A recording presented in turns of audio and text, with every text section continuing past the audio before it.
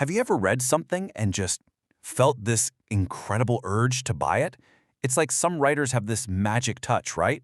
Well, today, we're going to pull back the curtain on that magic. And you'll see it's not magic at all. It's actually a very specific, learnable science.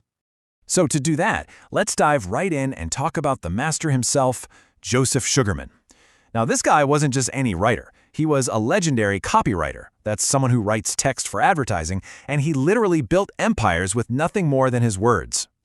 This book right here, the Adweek Copywriting Handbook, this was his playbook, and it is packed with the secrets he used to do things that sound, well, impossible. I mean, think about it for a second. How good do your words have to be to sell a $240,000 airplane through a magazine ad, or a $6 million mansion? Because yeah, he did both. And hey, don't just take my word for it. Richard Thalmeyer, the guy who founded the Sharper Image, he put it really simply. Joe Sugarman is the best. He knows how to build a story and close the sale. You know, when the man behind one of the most famous gadget catalogs in the world calls you the best, you probably are. So what was his secret sauce? Well, Sugarman argued that persuasive writing doesn't actually start with the writing itself. Nope. It starts with knowledge. And he broke it down into two very distinct types. And this is where it gets really interesting. On one hand, you've got general knowledge. Think of this as the entire library of your life's experiences. And on the other hand, you have specific knowledge, which is all about becoming a total expert on the one thing you're trying to sell. Sugarman was convinced that the best writers are just endlessly curious people. He himself was a pilot, a photographer, a radio operator. He collected hobbies and skills because each one filled up his mental database, giving him this huge well of unique ideas and analogies to pull from in his writing. And that leads us to the other side of the coin, specific knowledge. Like the quote says, you have to become a true expert. Sugarman didn't just talk about this, he lived it. He once spent 2 full days in a lab just to understand how a new digital watch worked. He kept digging until he found one unique detail. The only reason its display could glow was because a tiny laser beam was used to seal the gas inside. Boom! That became the headline, Laser Beam Digital Watch. And the ad was a smash hit, all because he did his homework. Okay, so you've done all your research. You're an expert now. It's time to actually write. But this is where Sugarman introduces a truly radical, kind of counterintuitive idea about the real job of every single piece of an ad. So let me ask you a question. What's the real purpose of a headline in an ad? Or what about that big flashy photo? Or even the font they choose? What's the point? You know, most of us would look at an ad like this one, and we'd break it down logically. The headline is there to grab your attention. The photo is there to show you the product. The logo builds brand trust. It all makes sense. Each part has its own job to do, right? Well, according to Sugarman, that is completely wrong. All of those different elements, they only have one primary goal. Just one. And this is his core philosophy. He called it Axiom 2. All the elements in an advertisement are primarily designed to do one thing and one thing only. Get you to read the first sentence of the copy. That's it.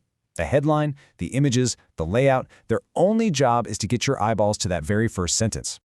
Now, this relentless, obsessive focus on just one thing, getting you to the next sentence, it creates this incredible, irresistible momentum, and Sugarman had the perfect name for it, the slippery slide.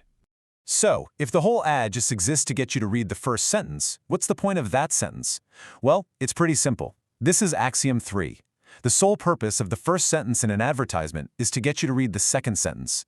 You're not selling anything yet. You're not listing a bunch of features. All you're doing is building momentum. You see how this works? It's a chain reaction. The headline makes you read sentence 1. Sentence 1 is short and easy, so it just slides you right into sentence 2. Sentence 2 pushes you to 3, and on it goes, building speed as you read. This creates this powerful downward force, just like a real slide. Eventually, it actually becomes harder for the reader to stop reading than it is to just keep going. They get so caught up in the flow, they don't even realize they're being led step by step all the way to the end of the ad. But here's the thing. Just pulling someone down a slide isn't enough, especially if they're fighting you the whole way, right? Sugarman knew you had to make them want to go down the slide, and that required creating the state of psychological agreement, a concept he called harmony.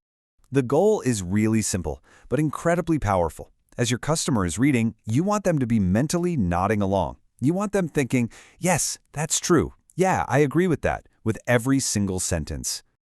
So how do you actually do that? You make simple, truthful statements that they just can't disagree with. For example, in an ad for survival food, Sugarman started with the line, We all take our food supply for granted. The reader immediately thinks, yeah, that's true. And that one little yes starts to build this bond of trust, creating a comfortable buying environment where they're now open to hearing your real message. So, let's put it all together. The Sugarman method. First, you build your foundation of knowledge, general and specific. Then, you focus every single element of your ad on one and only one goal, getting them to read the very first sentence. And once they're there, you pull them down that slippery slide with unstoppable momentum, all while creating this state of harmony and agreement. When you combine all that, the effect is, well, it's pretty much magnetic. So the biggest takeaway here is this.